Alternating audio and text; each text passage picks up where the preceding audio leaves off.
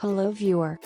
In this video, I will share how to export WhatsApp chats. So open your WhatsApp and search for the chat you want to export. Now tap on three-dotted menu and click on More and tap on Export Chat. Now select whether you want your media file like image or video to export as well. There are a lot of options where you can send your exported chat, like I am sending WhatsApp chats on email.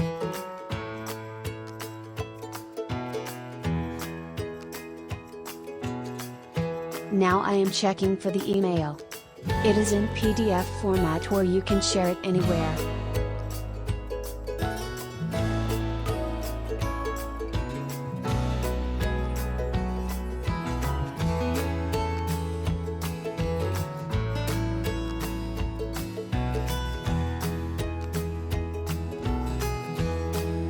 So this is how you can share WhatsApp chats with others.